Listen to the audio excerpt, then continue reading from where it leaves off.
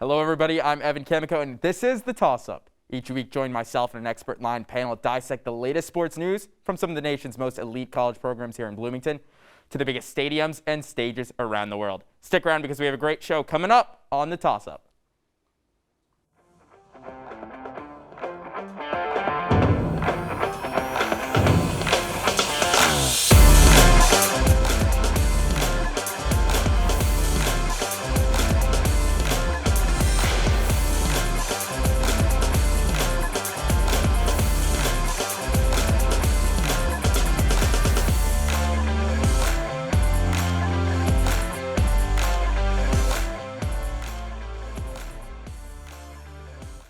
Indiana is a state that runs on basketball. From the cornfields to the biggest stadiums here, Indiana runs on basketball.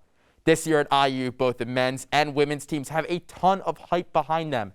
The men's team is coming off an offseason of completely rebranding themselves, retaining most of their players from last year, while turning the corner and entering a new era of Indiana basketball, the Woodson Era. The IU legend returns home to coach at his alma mater, and hype around this town is legit. But more on that later with Jevan, McCoskey, and Will McDermott. To start, it's one of the most proven teams in town, the number 8 ranked Indiana women's basketball program. Coming off an Elite 8 appearance last season, Terry Morin's squad is back and ready to take the next step and compete for a national championship. So, here to delve into all of the women's basketball season right before the season kicks off next week is our IUSTV women's basketball beat reporters Audrey Hausberger and Brett Smith. Brett, Audrey, welcome to the Toss-Up. How are you guys doing? Doing great. That's doing great. Fantastic. Thanks for having us. That's awesome because this season is going to be electric. Brett, I want to start with you. What are some of the biggest improvements from last season to this season? Well, I think the additions with their transfer portal were huge. I think Caitlin Hose brings them depth at the guard position, but also if you're just looking at it from an individual perspective with each player, I think Grace Berger playing with the AmeriCup team over the summer was absolutely huge. The improvements that she made with her game are phenomenal. And then you bringing back Mackenzie Holmes, Nicole Cardano-Hillary. I think the improvements, not necessarily what they added, but what they have is going to be huge. And I think Terry Morin has his team locked in, and I'm really excited to see the improvements on the court for this team individually. Audrey? Yeah, I think there have been a lot of individual improvements, like Brett said, but I think the biggest improvement that they're going to have made this year is their mentality. I think talking to Terry Morin before the season, they all seem so much more confident. They all seem so much more comfortable because they're playing basketball and not a COVID year anymore. And like her rookie people that came in, like Keandra Brown, Chloe Moore McNeil, they all know what college is like now, and she said that's showing up on the court. So I think their mentality and their confidence and comfortability will be great. So would you say that their mentality, confidence, comfortability with each other is the key to this season's success? I think that's going to be a big part of it, obviously in like the team chemistry aspect, but for me, I think one of the biggest things they need to do to be successful is to get their three-point shooting consistent and to get their long-range shooting consistent for most of the games. We saw in the Elite 8, like their performance shooting-wise was not what it needed to be, and that was their downfall with Arizona letting them have 9 threes and they had 0. So I think they had times where they showed their three-point shooting skills, but other games where they just fell flat, and I think keeping that consistent is going to be big. Brett, what about you? What do you think the keys to success this season are for the Hoosiers? I think just playing their brand of basketball on both ends of the court. We obviously talked about the three-point shooting that needs to improve, but I think if you're talking about playing a tough style of defense that Terry Morin wants, and with Nicole Cardano-Hillary, I'm really impressed with her and her defense. Obviously in that NC State game, she had a lot of momentum, but I think having Ali Patberg back and having Mackenzie Holmes and that veteran leadership, that's going to be the key to winning a Big Ten title and getting into the Final Four like everyone's talked about. So let's get into basketball. Let's get into some matchups. What matchup, Brett, are you most looking forward to this season? It's got to be Stanford. I mean, I cannot wait to see them play the number 3 ranked team in the nation. I mean, this is the highest seed that Indiana women's basketball program has ever had. But for them, really hearing their first press conference, hearing their talk about how motivated they are to face these top teams, how ready they are. They've been climbing the mountain so long, and to be just right there, I think they're ready to make a statement and beat Stanford. So you have the Stanford game. Audrey, do you have a different game? Yes, I'm taking a non-conference game. I am very excited for IU Kentucky. more for personal reasons, just because my family went to University of Kentucky and I came here. So that was an interesting transition for my family. Grew up a UK fan. I think most people who know basketball know the rivalry between Indiana and University of Kentucky. So I think the energy in that night is going to be insane. I'll throw one in there as well, the Maryland game. I think that's a big yes. game that's circled. And do you want to elaborate on that? Or how important is this Maryland game? I mean, it's huge because they were so close last season, only losing by 4 points. And that was basically the decider for the Big Ten tournament or the Big Ten regular season title. But I think that is just a personal and huge matchup. They talked about it in the first press conference. They said Maryland's bringing all their players back. And each team, even though that they've kept the consistency, I think that they understand the task at hand with Maryland, and that's going to be a great matchup. And you guys both mentioned on non-conference. Any conference games that you guys are looking forward to, Audrey? Besides the Maryland game that we've already mentioned? Yeah, definitely Maryland. I'll definitely be excited for Ohio State just because it's Ohio State. I'm going to have to agree with Ohio State as well. I was really looking forward to that matchup, especially with the close game they had. They lost that. It was a nail-biter, and I think they really want that game back, especially since the margin was so close in the Big Ten race. So we'll talk a little bit more about the players. Who are you looking for, Brett, to be your breakout player this season? I think it's Nicole Cardona-Hillary. I think her defense was a momentum shifter in that NC State game. I mean, she had 4 steals in the game. Unreal. And I think her defensive presence is going to be huge for that team. And then also, she's a killer on the offensive end. But I think if she just ups her average a little bit more, maybe just by 2 points, I think it's going to be a huge breakout season for Nicole Cardona-Hillary, and I'm excited to see her play. Audrey? For me, it's definitely going to be Keandra Brown. She's a younger player, but I think that her vocal skills on the court is a lot of what Terry Morin talked about last year. She said she loves KB because of her ability to talk on the court, and I think that's going to be huge for this year. And I think that because she's so much more comfortable with just college in general and playing basketball at Indiana without COVID is so different. So I think she's going to kind of find her stride this season. Yeah, and we were able to sit down and do an interview with KB a couple of weeks ago for the Toss Up Roundtable special on gender and sports, and she was just such a nice person to talk to. Oh, yeah. You know, so open. She was so excited for the season. So definitely, I hope too. Like she was going to be my breakout player of the year just because she's just an all-around great person. So I mentioned Maryland a little earlier. I'm going to bring it back. Do you think that this is the year they get over that Maryland hump? I think it is. I think it is. I think Ashley Owasu and Diamond Miller are both going to be threats again for sure. But I think because they lost by 4 last time, they are going to be even more hungry this time. So I think that hunger will kind of trump the talent that Maryland has. Hunger over talent. Brett? I totally agree. I think they do get over the hump, especially with just their mentality towards that matchup. You can kind of see that Terry Morin understands the level that Maryland's at, and she has been chasing for that Big Ten title her whole entire career ever since she stepped into IU.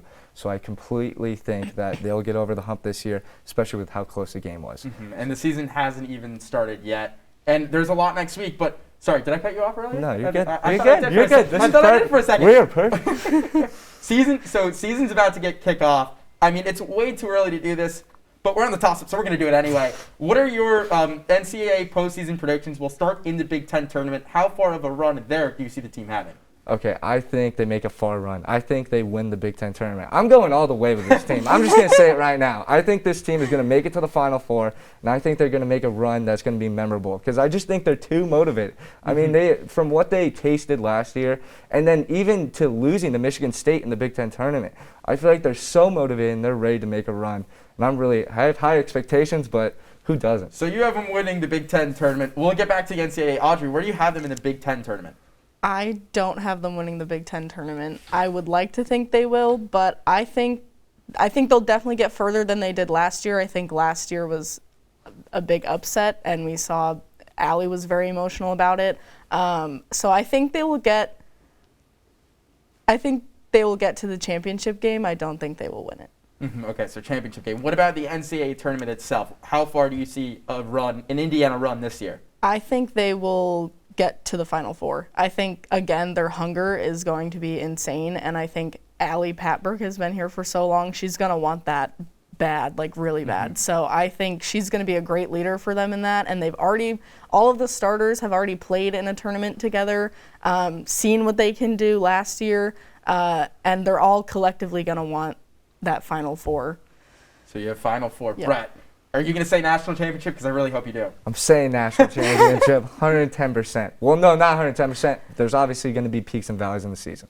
It's not going to be perfect, but I think this team has still a lot to learn, and I feel like throughout the tournament, I feel like they'll have that experience with that Elite Eight run, and I feel like Grace Berger is really going to take this team to new heights. I feel like they're going to win the national championship, and that's my prediction.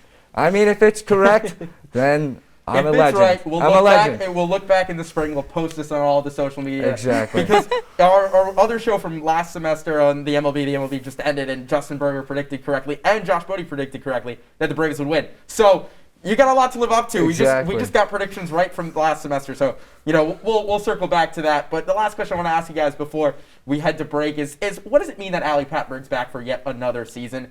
Audrey, I'll start with you on that one. I think it just shows her dedication and love for the state as a whole.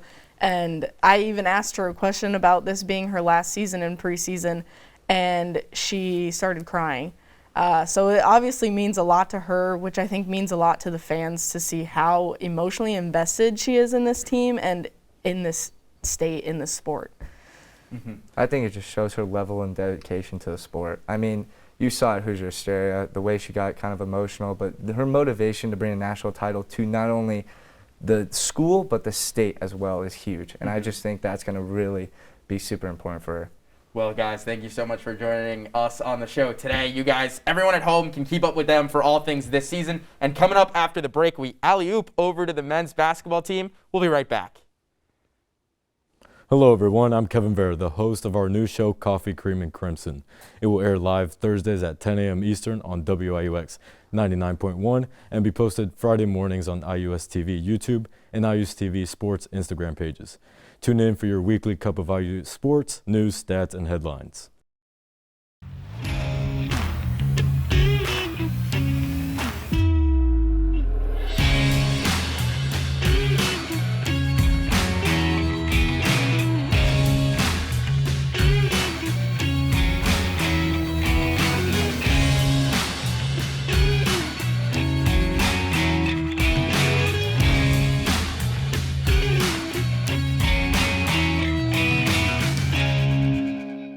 To the show, we are now going to shift gears and talk about the men's team. Here to do so is IUSTV Sports men's basketball beat reporter Jevan McCoskey and the Hoosier Network's men's basketball beat reporter William McDermott. William, Jevan, welcome to the toss-up.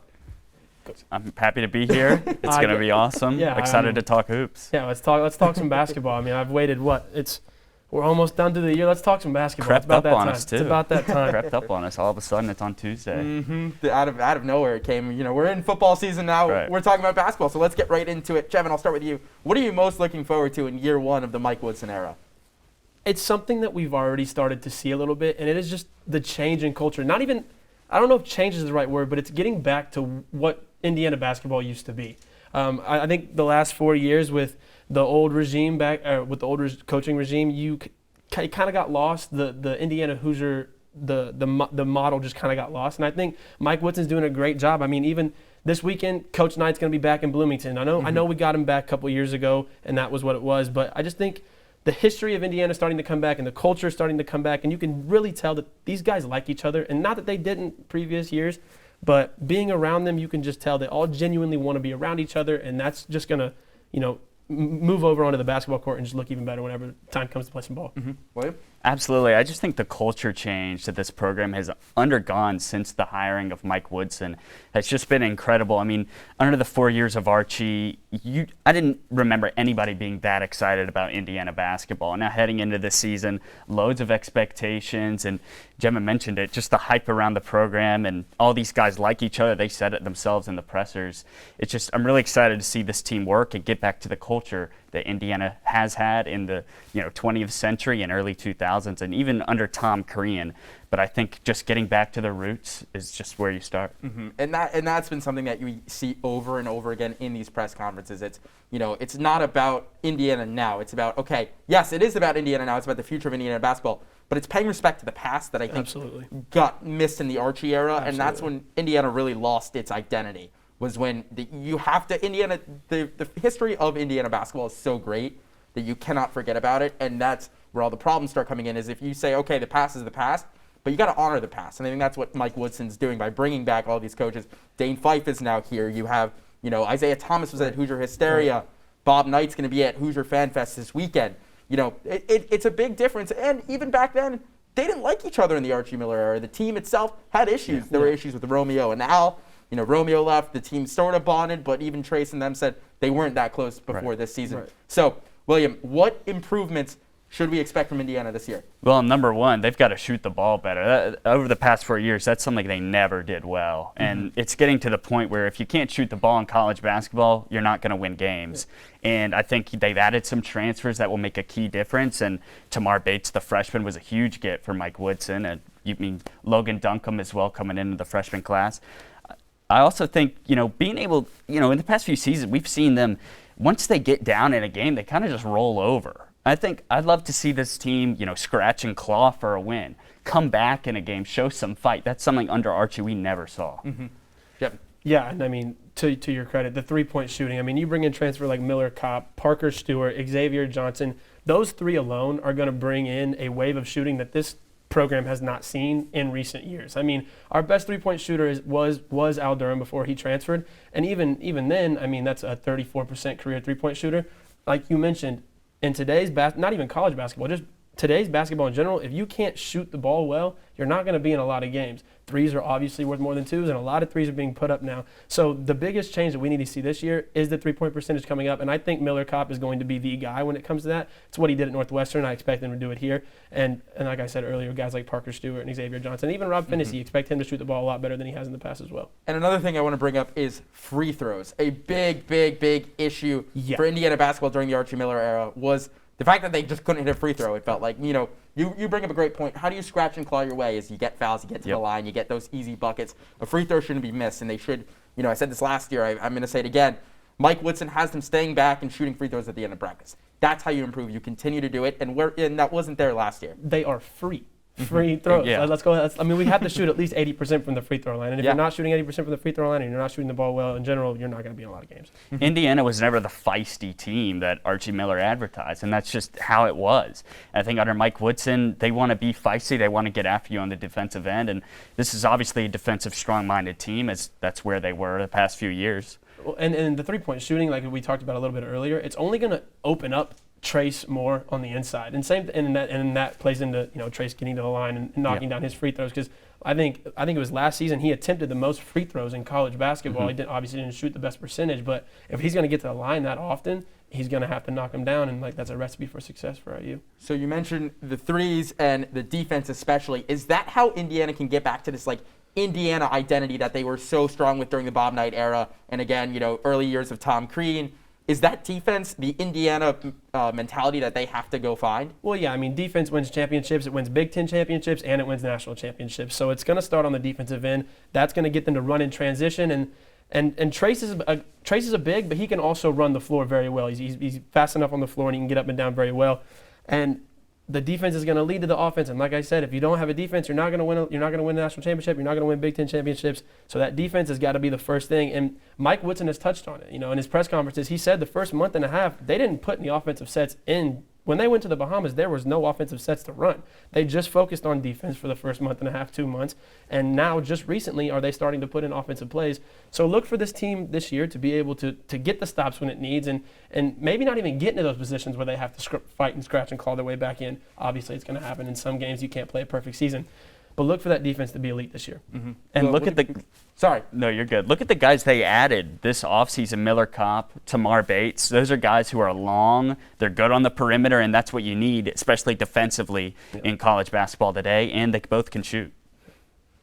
So let's look at the schedule, because it is a tough schedule. You have a soft or so, non-conference schedule. You're going to see St. John's early this season, and then Syracuse in the Big Ten ACC Challenge. So, William, I'll start with you. What is your favorite matchup that you're looking forward to? Well, I think you just got to look at Purdue. Archie Miller never beat them, and if Mike Woodson can, he's going to win a lot of trust with the fan base. That's where it starts, and that's what Indiana needs to do in order to get back to Indiana basketball of the old. Jevan. So I was going to go with Purdue. So instead of picking a game, why don't we look at a couple different player matchups? I mean, Trace Jackson Davis versus E.J. Liddell from Ohio State. Trace Jackson Davis against Kofi Coburn. All three players really are people who looked at the draft and decided that it was time to come back. You look at those two matchups, and then you look at Tamar Bates versus really any freshman in the Big Ten. I'm a big Tamar Bates guy. I saw him play in the Bahamas, and he's just a natural scorer, can score at all three levels. I think he has a chance of being in the running for Big Ten Freshman of the Year.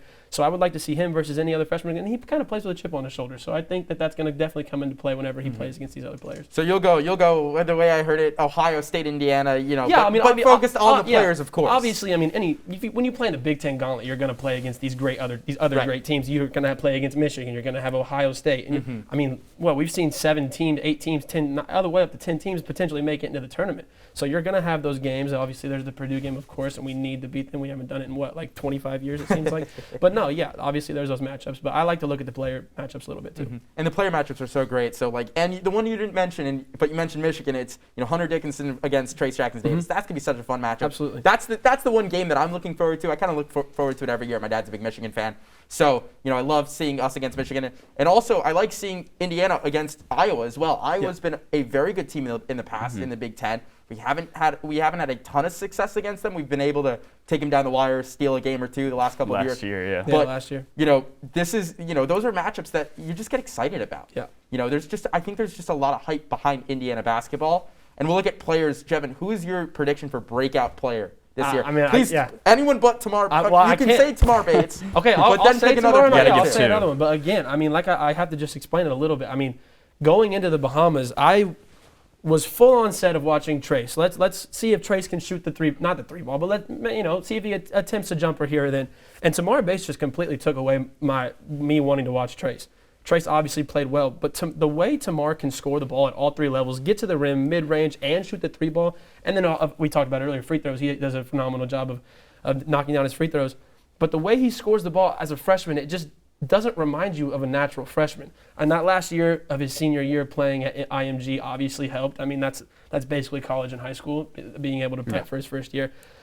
But I guess if I have to pick somebody else outside of Tamar Bates, I'm really excited about Miller Kopp. I'm sorry if I took your person, but I just think he's going to be that player that IU has been missing the last couple of years, the person who's going to stretch the floor, be able to defend. Now, I know Mike Woodson wants him to defend at a little bit higher level, and that's something that he's going to work on doing.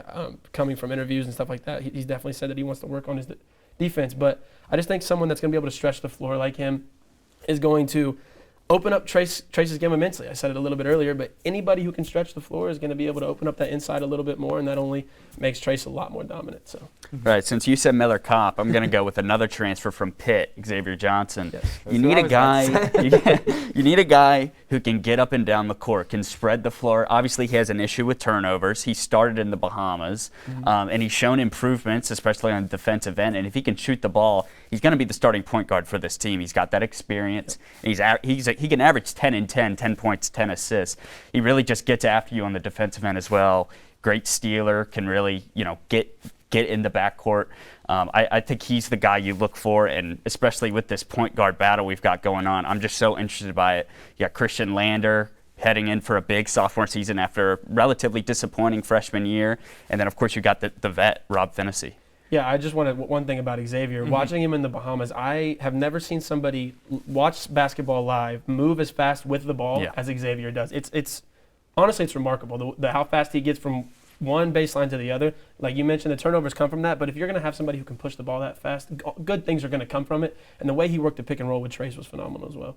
So I'll go with my breakout player. It's going to be Christian Lander because everyone. I feel like everyone's been stealing everyone's breakout players. So Christian is someone who, you're right, Will. He did disappoint last season, but people forget he was 18 during the season. He still had time left in high school. Decided to come to IU early and played for the Hoosiers.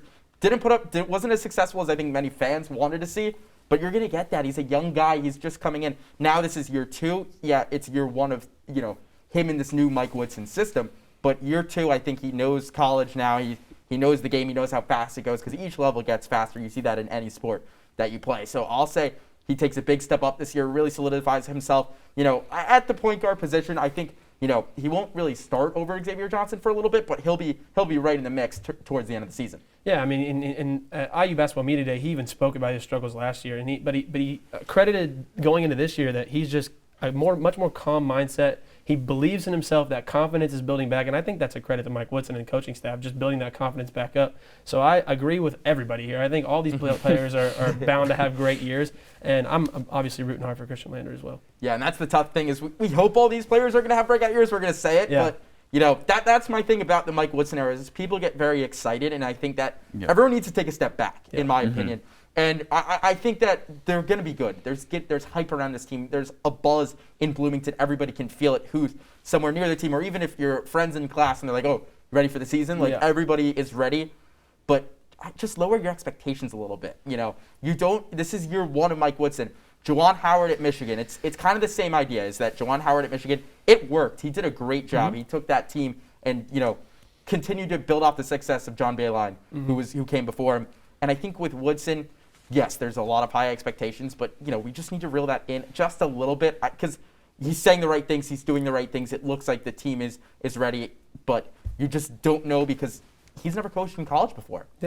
Yeah, I think it's crazy that we all said these names and not one of us mentioned Trace Jackson Davis as being that breakout player. Well, he's already the player. Yeah, he is the player. But if IU wants to have the season that we all hope that they're going to have, he's going to have to take that next step and be that breakout player. He needs to be in the mix as National Player of the Year. I mean, first team consensus All-American on the AP list, which is kind of expected. But then, I mean, there's people even questioning that. Is he going to be able to take that 15-foot jump shot? Is he going to be able to stretch the floor at all instead of is he going to have a right hand? He needs to take that leap. And I know it might sound crazy calling him a breakout player, but he needs to have that breakout junior season. Yeah. I mean, how much can you ask for him, though? You know, the All-American, you can only ask him to do so much. You don't want him to hold too much of the weight of the team on his shoulders. You've got to look at the other guys around him first. Absolutely. And he's going to draw all the top defenders. You know that every other team is going to game plan against TJD. They're going to come after him. They're going to want to shut him down because that's what, to your point, is you have to see what you have around him. And I think teams are going to say, okay, you're one of Mike Woodson's system. We don't know if it's going to work. He came from the pros. Different kind of style of basketball, more defensive than we've seen it lately with the Archie teams. It's going to be, can everybody else step up and be able to shoot and pick up the slack where the rest of the team couldn't last season? Yeah, Race Thompson's another guy that I almost mentioned, especially on that block. I expect him to start at center. They also brought in Michael Durr, the transfer from Southern Florida. But Race Thompson, you mentioned, they're going to be game planning for Trace. They're going to be all over him. He's going to be that second option down low, and we've seen how good he can be on the perimeter, especially up as a shot blocker. Yeah, it's crazy. I mean, we're going like, what, 1 through 10 yeah. of the whole roster people should have breakout seasons. I mean, that just shows the excitement that we have this year. But like you said, let's just take it back. Just take one step back and not lower expectations, but just be reasonable. But let's take a step forward and predict some expectations. Jevan, what is your Big Ten tournament prediction for this team? Then we'll get into the NCAA tournament. Okay, I'm going to be that person that takes that step back, right?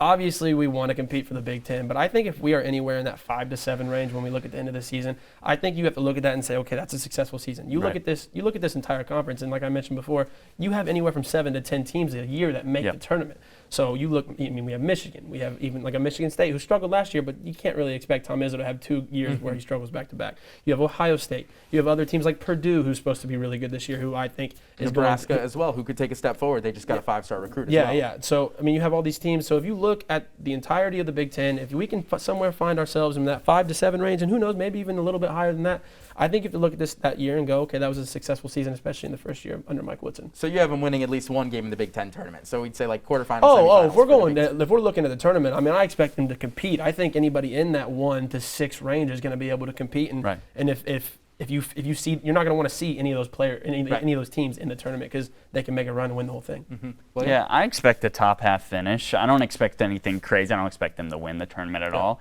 I think maybe quarterfinals and possibly semifinals is a win for this program. If they do make the NCAA tournament, I think that's the number 1 priority, though, before we get into the Big Ten. But you mentioned just the depth of the conference. You even saw teams like Rutgers take a leap forward this year. And, they're expected to be a little bit down, especially losing guys like Geo Baker. But it's going to be interesting. Just such a deep conference. Maryland's going to be much better than they were last year.